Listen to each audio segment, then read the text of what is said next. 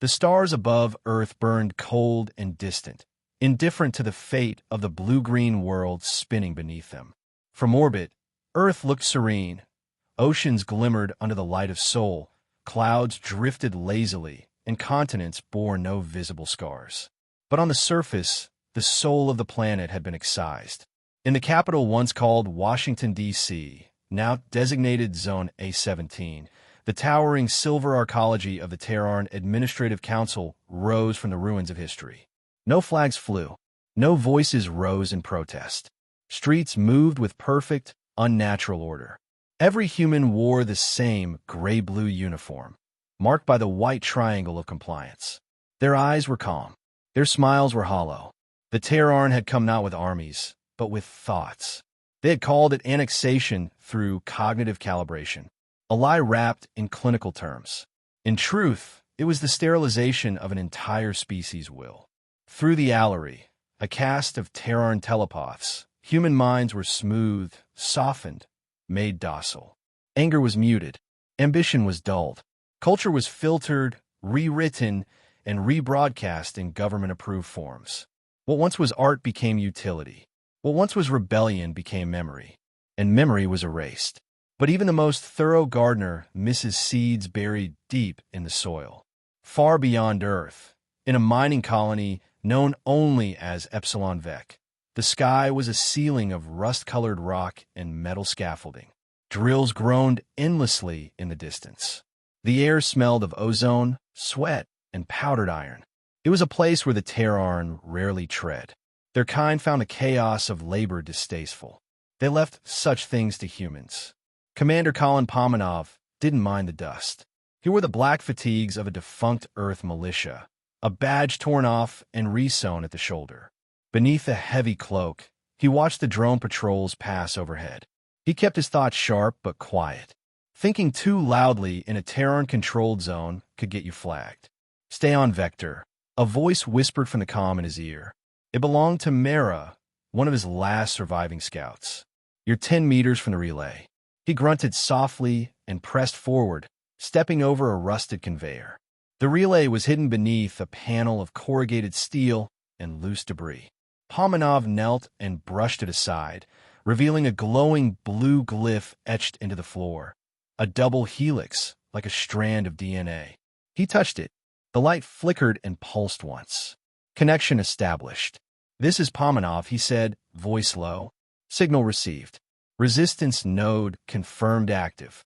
From somewhere in the system, a new voice answered, a filtered, almost synthetic voice.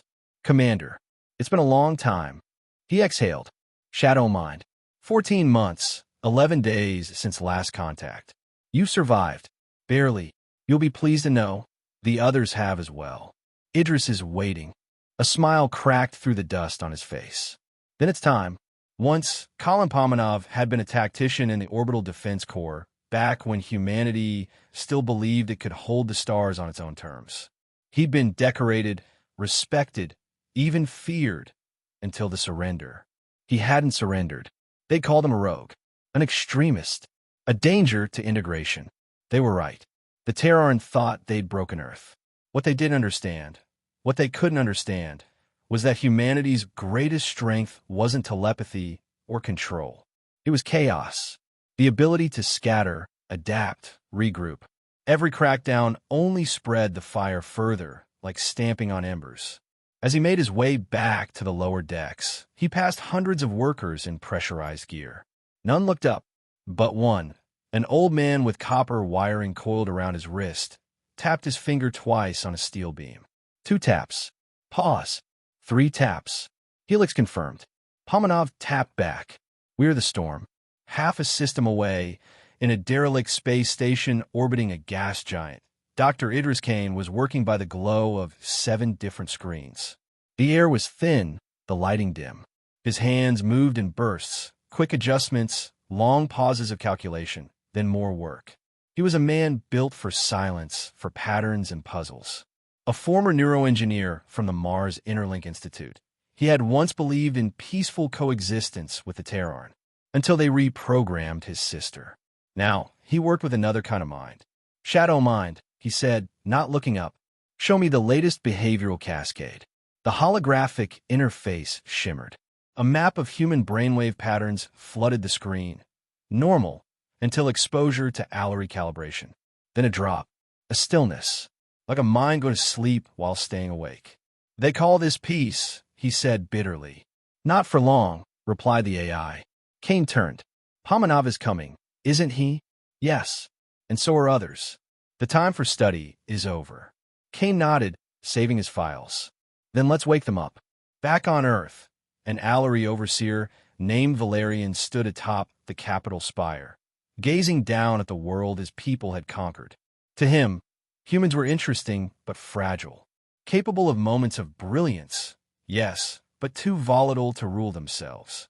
The pacification had been necessary, merciful even, but in recent weeks anomalies. Symbols etched into walls, glitches in behavior, reports of emotional recursion in several sectors, whispers of resistance in unconnected systems. Impossible. Still, the overseer frowned. Prepare a cognitive sweep of all colonies in sectors D through K, he ordered, and increase patrols in the outer asteroid belts. There's a wind shifting. Later that night, in an abandoned comms shack at the edge of the mining colony, Pomanov sat across from a half-repaired hollow projector. When he activated it, 3 faces appeared. Kain, a woman with cybernetic eyes, Captain Rel, a pirate queen turned freedom fighter, and Shadowmind, represented by a rotating helix of starlight. We've waited long enough, Pomanov said. We have the people. We have the tech. We even have the symbols. And the will. Shadowmind asked. Pomanov's eyes were hard as steel. They took our past. They took our history. But they can't take what they don't understand. They think we're broken. He leaned forward. Let's show them what broken looks like when it fights back. The first breach wasn't an explosion or a hacked gate. It was a lullaby. In Sector Theta 9, nestled deep in the cloud cities of Vernac Prime, a child hummed a melody her grandmother used to sing before the annexation. The tune was old, earthborn, illegal.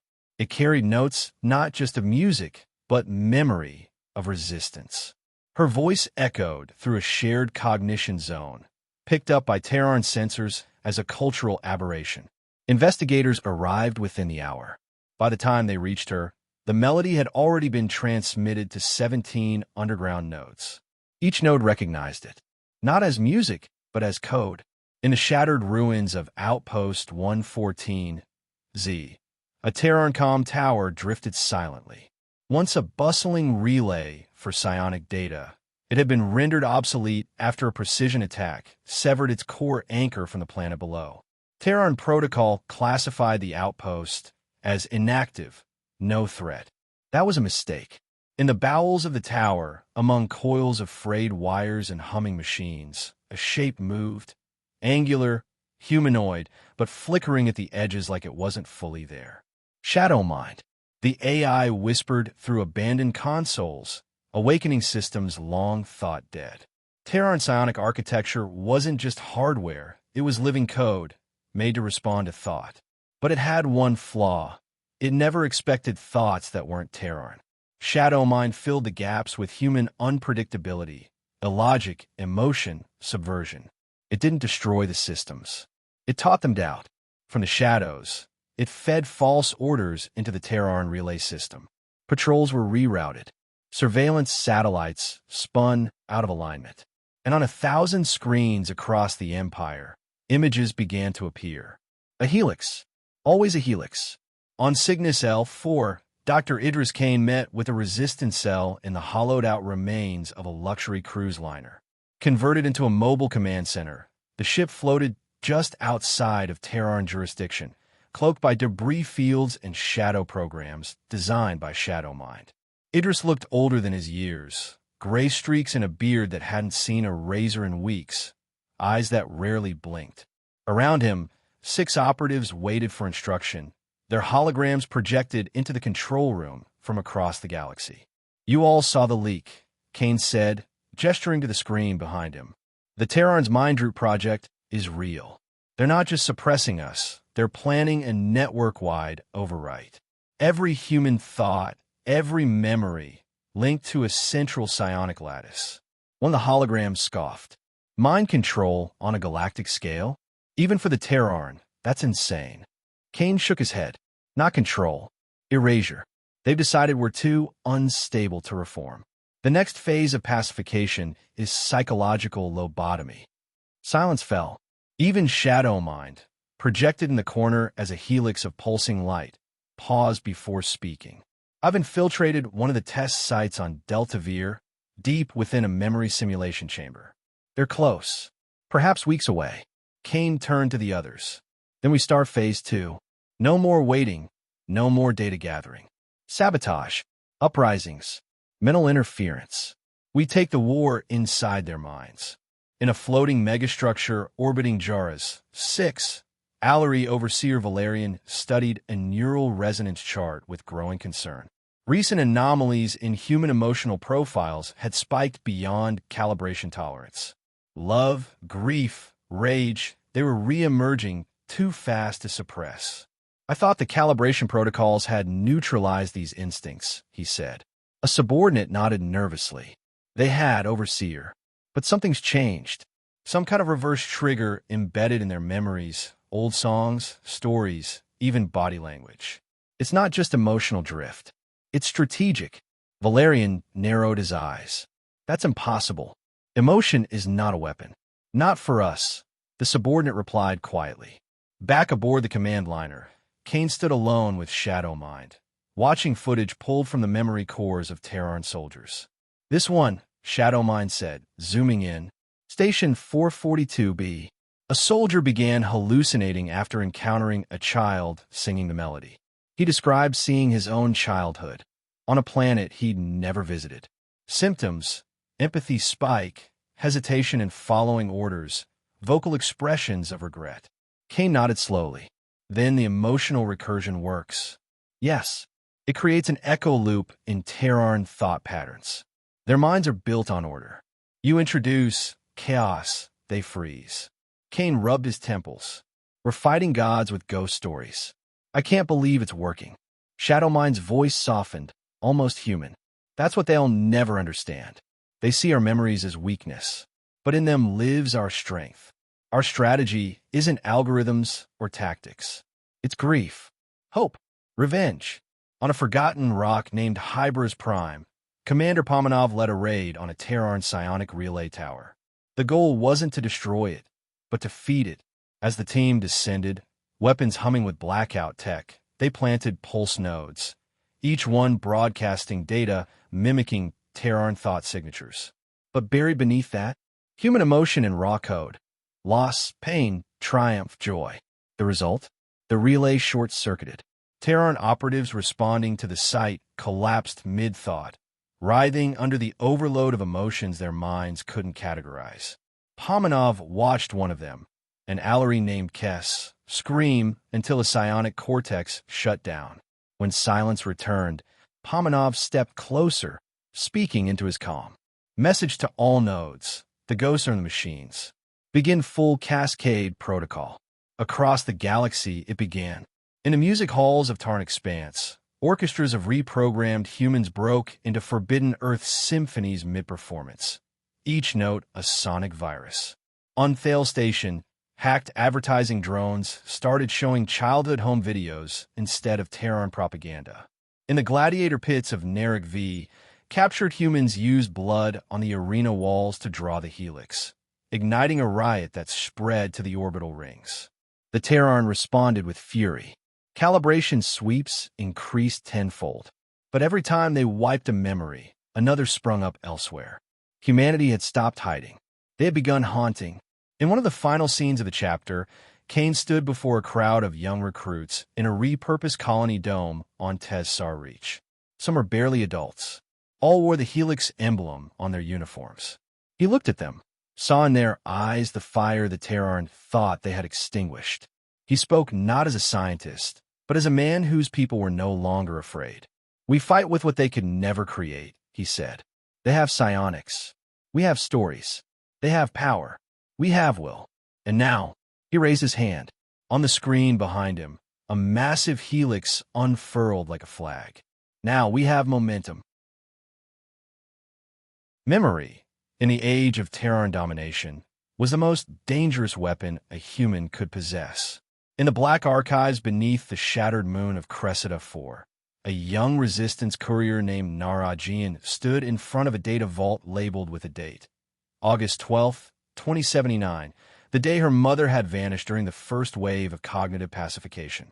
The file was sealed in triple-locked Terarn encryption, hidden behind an AI firewall keyed to specific neural frequencies. Only one human mind in the galaxy could open it, her own. With trembling fingers, Nara activated the neural bridge. Lights flickered. The air thickened. The data pulse hit her consciousness like a wave of cold fire. She didn't see the screen. She remembered it. The laughter of a woman in a sunlit kitchen. The smell of coffee. The off-key hum of a lullaby once sung on long road trips. Her mother's voice, unchanged, perfectly preserved. Nara dropped to her knees, tears rolling silently down her cheeks. But in the midst of that emotional cascade, another signal came through, encoded in the memory itself. A map, a route, a code phrase. Memory is resistance. The vault wasn't just personal. It was tactical. Meanwhile, in a deep space station orbiting the black hole Korvax null, Pomanov and Idris Kain studied data flooding in from uprisings across human systems. "We're reaching critical mass," Idris said, his face hollow. "The Terarn response has gone from surgical to total.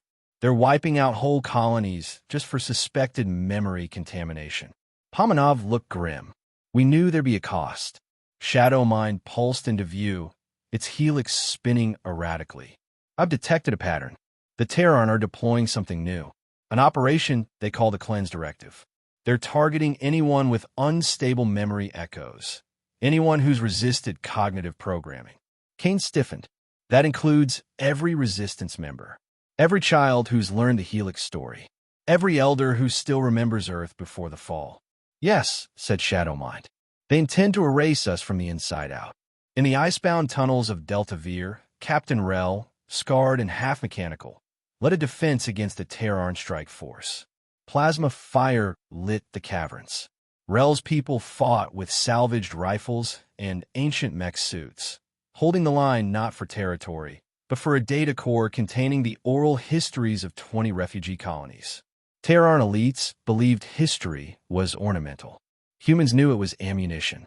She watched one of her engineers, a boy no older than 16, die protecting a bank of memory files. When the battle ended, Rel sat beside the burning remains of the comms room and pressed her palm to the backup drive. "They'll try to burn it all," she whispered. "So we'll make every memory a matchstick." She looked to the stars. Light diffuse. Back on Earth, in the sanitized halls of the Terarn Citadel, Overseer Valerian watched surveillance footage with growing horror. There were no weapons, no mass insurrections, just people remembering, publicly, emotionally, with defiance. An old man reciting Shakespeare to a crowd. Children drawing extinct animals in the dirt and naming them aloud. A woman playing a forbidden song on a Terarn piano in the middle of a plaza. And everywhere, the symbol, the helix, pulsing like a heartbeat on walls, screens, skin. "What are we looking at?" he demanded. The Terarn tactician beside him replied, "A mimetic cascade. Their memories are synchronizing across systems.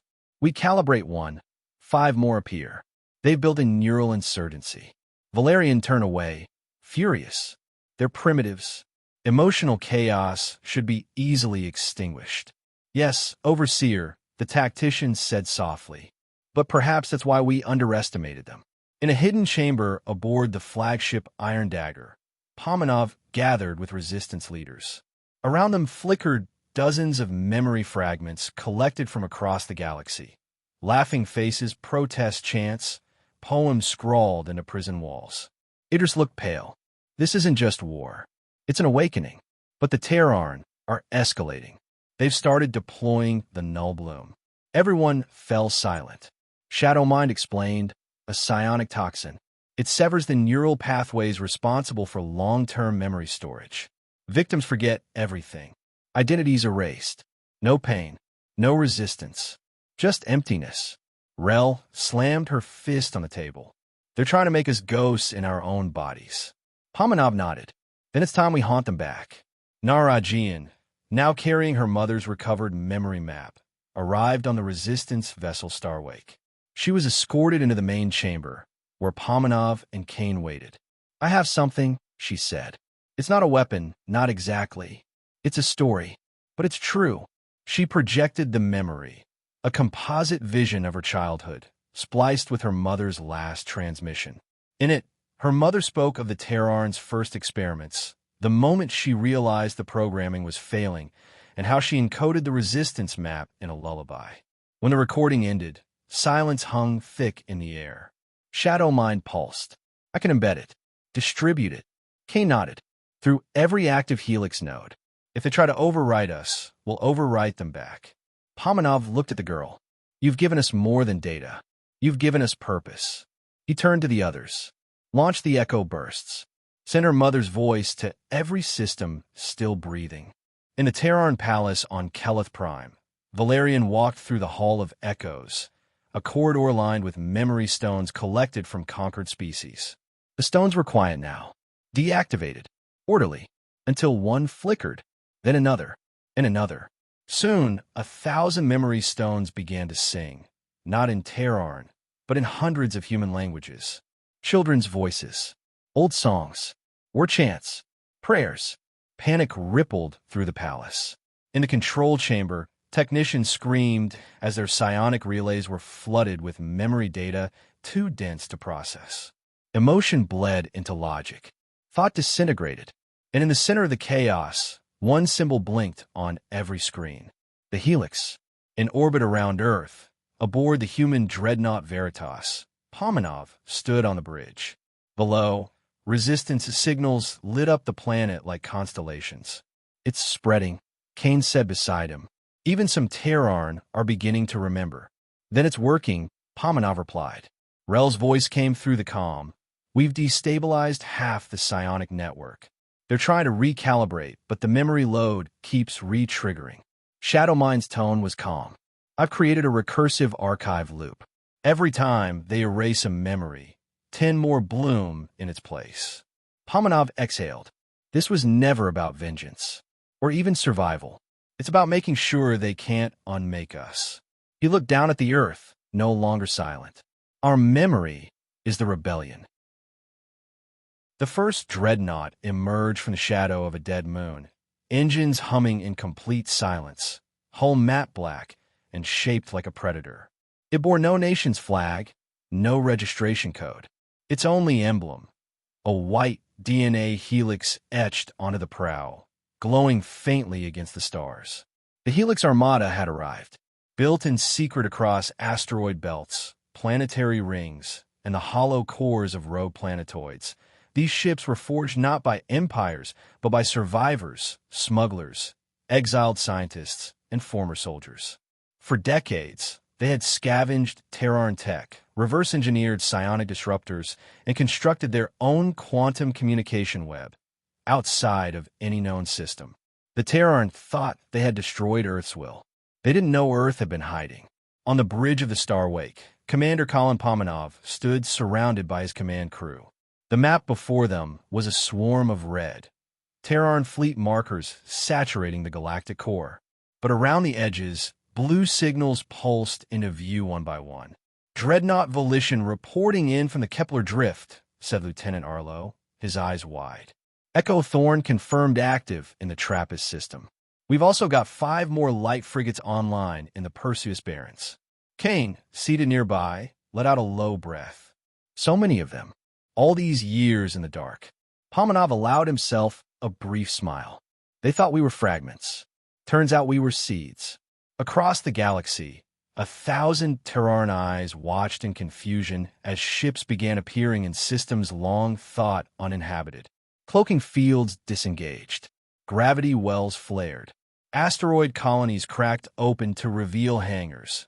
Vast chambers lined with armor-plated warships and fighter swarms. At first, the Terarn believed it was an illusion, a data hallucination, until the first battle.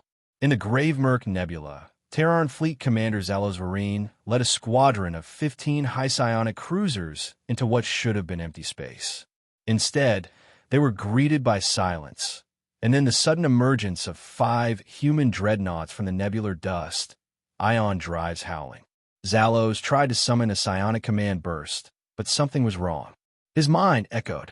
It was the nebula, laced with dark matter interference arrays, human-made, carefully positioned within gravitational eddies. Within the Gravemerc's reach, Terarn telepathy scrambled into chaos. His orders dissolved into psychic noise, and then the dreadnoughts opened fire. Human weapons weren't refined like Terarn pulse lances. They were brute force, kinetic slugs, accelerated to relativistic speeds. They didn't hum, they roared. One cruiser was obliterated in seconds, ripped apart mid-sentence by a rail cannon blast. By the time Zalo's command ship limped away, half his fleet was gone. His mind bled static. The last thing he heard on open comms was a human voice, echoing in broken Terran dialect. "We are not prey. We are the storm." Back aboard the Starwake, Resistance fleets gathered near the binary stars of Lorca's Eye, a region hidden from Terran detection due to its gravitational turbulence. The system became the new headquarters of a Helix command. Pomanov addressed the fleet captains via hologram. Dozens of commanders, human and alien, appeared before him. Pirates, ex-military, scientists turned strategists. Some even wore parts of old Earth uniforms, as if remembering a planet that no longer existed. He raised a fist. "We didn't build this fleet to fight a war of attrition. We can't match their numbers. But we don't need to. Every battle we choose is a lesson to the galaxy.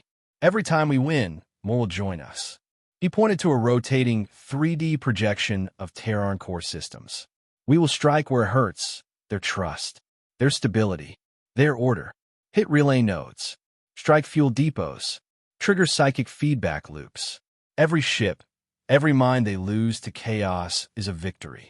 Kain added from his seat, "And we've just received word. The Valari Accord has broken neutrality. They're sending us 5 carriers.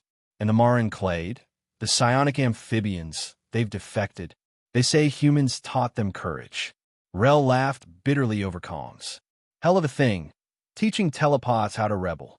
In a cold region of space, known as the Null Shard, a splinter Terran fleet engaged what they believed to be a single Helix transport vessel. But as they moved to intercept, they were ambushed from beneath. 3 cloaked human corvettes burst from the shadow of a nearby moon. Before the Terran could respond, they were hit with virus-coded broadcasts, audio signals designed by Shadowmind. Not words, but emotions, grief, rage, hope, heartbreak. Their minds faltered. A Marin pilot named Kelvy Estar, flying for the humans, used the moment to disable the lead ship. His vessel, the Deep Cry, sent a final message to the Terran admiral before boarding. "You taught us discipline, but they taught us freedom." Across human-aligned systems, Helix signals surged, encoded comms guiding people to rebel, flee, sabotage. In the heart of Sol, Earth's resistance activated a long-buried construct, Project Deadless, an orbital defense cannon hidden beneath the lunar crust. When the next Terran cruiser entered Earth's orbit, Deadless fired a tungsten rod at Mach 45, piercing the hull and sending the wreckage tumbling into the Atlantic. Humanity cheered. The symbol of the Helix was no longer just seen, it was believed in.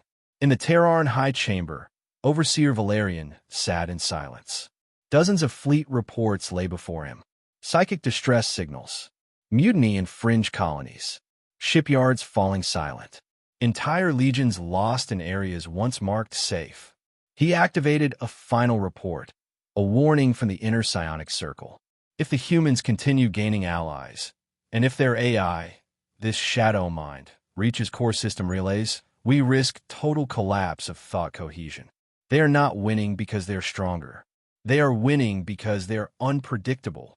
Valerian's fingers trembled for the first time in centuries. Back at Lorca's Eye, Pomanov stood on the viewing deck of the Veritas, the lead dreadnought in the Helix fleet. Outside, the sky shimmered with stars and the outlines of over 200 allied ships, silent, dark and ready. Kain joined him. "We've done it," he said quietly. "We've created the impossible." "No," Pomanov replied. "We unleashed it. Now it moves on its own." He turned to the stars. They thought we were scattered, but we were only waiting. The resistance had become an armada. The silence of space would never be the same. At 4:32 Standard Galactic Time, the Terarn capital world of Vel-Sharon, the shining seat of Psionic dominion, shuddered under an assault it could neither see nor stop. There were no bombs, no fleets in orbit, no dreadnoughts streaking through the sky, only silence. Then, the echo pulse, a vibration that originated not in the air or ground, but in the minds of every Terarn citizen connected to the central psionic lattice. A ripple of thought that wasn't theirs. And in that moment, every Terarn felt something impossible. Doubt. In the secret war room beneath Lorca's eye, the Helix leaders watched as reports flowed in from all over Terarn space. Mass hallucinations, command breakdowns, whole cities caught in psychic feedback loops. "It's working," Kain said, voice low with a mix of wonder and horror. "The viral signal is triggering recursive loops in their telepathic hierarchy. They're collapsing in on themselves." Shadowmind's helix spun faster, glowing bright. "The lattice structure is unsustainable under emotional recursion. I've modeled 70,000 simulations. In 94% of them, their command architecture fails completely within 6 cycles." Captain Rel folded her arms, watching a live feed of Terarn officers screaming and clawing at their temples as cascading memories, false and real, tore through their neural pathways. "They pacified us with thoughts," she said coldly. "Now we return the favor." Inside the Imperial core on Vel-Sharon, Overseer Valerian was on his knees. The chamber, once a place of perfect symmetry and resonance, was in chaos. The psychic glyphs etched into the crystal walls flickered erratically, shattering in bursts of mental static. All around him, Terarn elites lay writhing on the floor, their minds looped in recursive trauma simulations. He clutched his head, trying to silence the voices. "I remember the beach. My daughter's laugh. What is this? These are not my memories. The helix everywhere. I can't shut it out. I feel fear. No, I'm not supposed to." Valerian screamed. He was no longer in control. No one was. In orbit around the Terarn world of Ascaris, a fleet of human and allied ships emerged from cloaked positions. They encountered only scattered resistance, Terarn ships flying erratically, their commanders giving incoherent orders. On board the Veritas, Pomanov gave a single command: "Do not destroy unless fired upon." "They are unraveling. We're not here to win a battle. We're here to end a war." The fleet moved with surgical precision, disabling comm relays, guiding ships away from planetary impact, capturing officers rather than executing them. This wasn't conquest. It was collapse, managed collapse. Rel's voice came in from the Ash Warden. "Terarn fleets and sectors E through N have gone completely dark. No leadership, no cohesion. They're blind." Kain added from the Ops console, "And now we offer them a choice." He transmitted the message into every system. "This is not vengeance. It is liberation. Surrender your commands. Disable your relays. Lay down your psionic chains.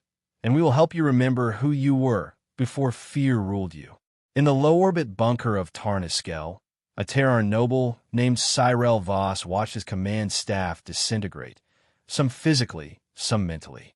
He alone retained clarity, barely, thanks to experimental shielding tech. He turned to the human envoy beside him, a young woman named Nara Jian, carrying a memory drive encoded with the voices of millions. "We called your people volatile," Cyril said bitterly. "Chaotic. Now that chaos is breaking everything we built." Nara didn't gloat. She simply handed him the drive. "This isn't chaos. It's history. Yours too, if you let it be." Cyril hesitated, then inserted the drive into the neural port. He gasped, not because of pain, but recognition. He saw flashes of his childhood, forgotten friends, early doubts. He remembered crying once, years ago, and hiding it as though it were a crime. Tears welled in his eyes. I remember, he whispered. I remember what it meant to feel. Back in the psychic epicenter of Velsharan, Valerian crawled toward the heart chamber, the nerve center of the Terarn lattice. He barely recognized his own reflection in the polished obsidian floor. His telepathic aura was cracked, bleeding light. His once perfect thoughts were now cluttered with noise. Human noise. And in the center of it all, the echo of a child's voice. We are not machines. We are not your project. We are not your mistake. We are the mirror. The chamber doors opened. Collin Pomanov entered, flanked by an unarmed team of resistance envoys, including Kain and Nara. Valerian tried to rise. You dare. Pomanov stopped in front of him. You were never gods. You were just afraid of imperfection. So you tried to erase it.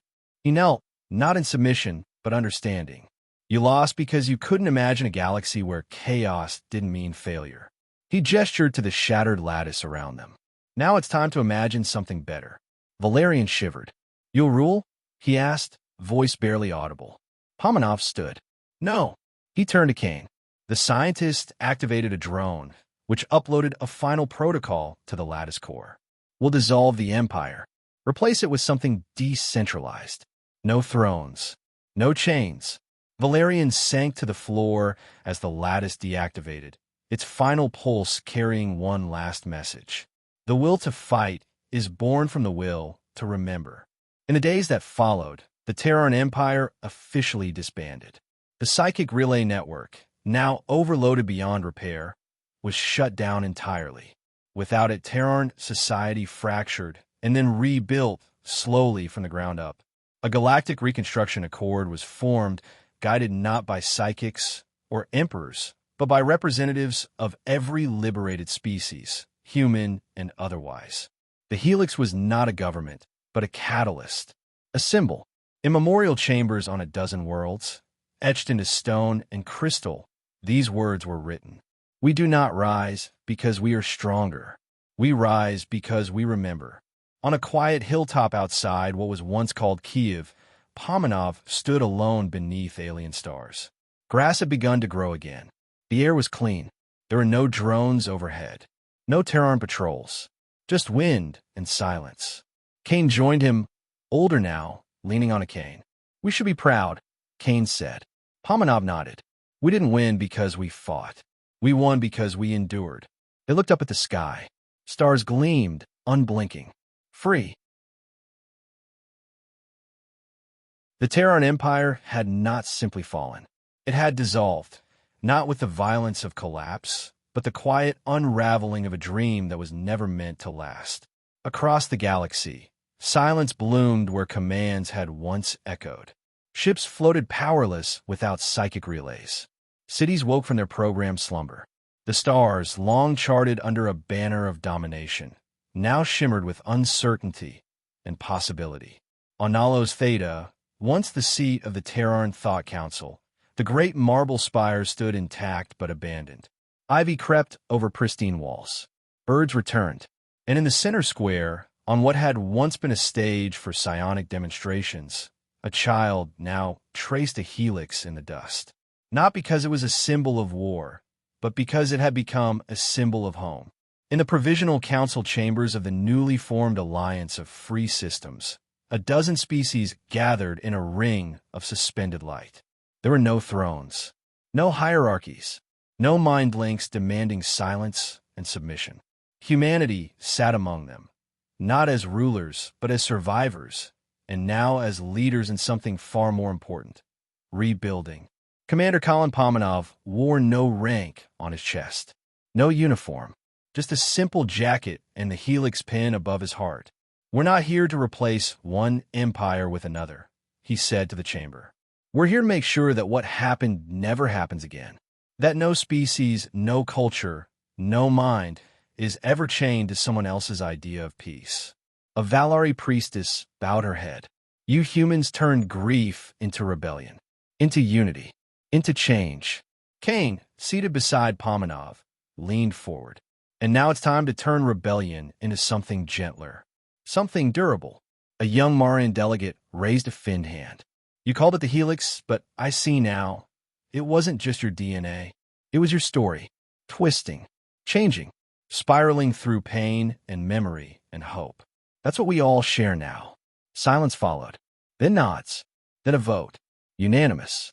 The Helix Accord was ratified. Not a government, a promise. On Earth, in the ruins of a Terarn indoctrination facility, Narajian wandered through empty white corridors, now open to the sky. Sunlight spilled through shattered ceilings. She ran her fingers along a wall once used to project psychic recalibration patterns. Now was covered in color. Paintings, chalk, words. I remember my name. My thoughts are mine. We are the storm. She stopped before a new etching. The Helix again, but this time flanked by hands. Human, Terarn, and alien. Beneath it, a single word. Together. She smiled, and left the building to collapse into wildflowers in time. High above the former Terarn capital, aboard the orbital platform Solace, a final message was prepared for transmission across every known system. It would not be encrypted. It would not be hidden. It was to be spoken in every known language, recorded by every species who had suffered under psychic chains. Pomanov stood in front of the camera, older now, gray at the temples, eyes hardened but gentle. He did not speak like a warrior. He spoke like a witness. We thought we had been conquered, broken, made small, but it turns out they didn't see what we really were. Not because we were weak or chaotic or emotional, but because we were human, and all that word truly means. We do not rise because we are flawless. We rise because we remember pain and carry it forward, because we choose to stand again and again. And now, we choose to stand with you. The Helix was never about domination. It was about evolution, of thought, of freedom, of connection. This is the start of something new. Not a reign, not an empire. A future. Yours. Ours. Everyone's. He stepped back. The Helix symbol rose behind him in golden light. No longer sharp and defiant, but elegant, soft, alive. Transmission ended. The galaxy shifted. Not in a day, not in a year, but slowly, surely, undeniably. Former Terarn systems learned new ways to govern. Memory libraries were built to preserve what had been lost. Artists, once silenced, were invited to paint entire moons. Teachers re-emerged. Elders told stories without fear. And scattered across deep space, Helix stations monitored, not for rebellion, but for signs of oppression, inequality, cruelty. Each station was staffed by a mixed crew of species, each sworn to a single code. No thought belongs to anyone else. 1 year later, on the anniversary of the collapse, a monument was unveiled on a neutral moon in the Uran expanse. It was not a statue. It was a garden, built from the soil of a dozen liberated worlds, with trees from Earth, blossoms from Marin tide pools, and light coral from Valari oceans. A winding path led to a central grove, where visitors could sit and listen to a loop of voices. Testimonies from survivors, from rebels, from former Terarn who now worked to heal the wounds left behind. Children played there. They didn't understand the words just yet, but they would, because someone had fought to give them that choice. Far from the garden, in a quiet, uninhabited system once considered unremarkable, a single ship drifted. Inside, Shadowmind observed. The AI no longer manipulated enemy systems. It no longer built traps. It simply watched, learned, adapted, and wondered. Was this what victory looked like? Not silence, not power, but growth. Shadowmind sent one final message to Kain, stored in a private archive. You taught me how to think like a human. I am still learning, but I believe now. The greatest strength is not control, but the ability to evolve. The Helix rotated once more, then dissolved. In the end, no empire replaced the Terarn. What rose instead was more fragile, more uncertain, but infinitely more alive. A will had ignited across the stars, not to conquer, but to choose. To remember, to belong, to build. And in every corner of the galaxy, in cities and gardens and classrooms and fields, someone somewhere still whispered the words. We are the storm. We are the Helix. We are free.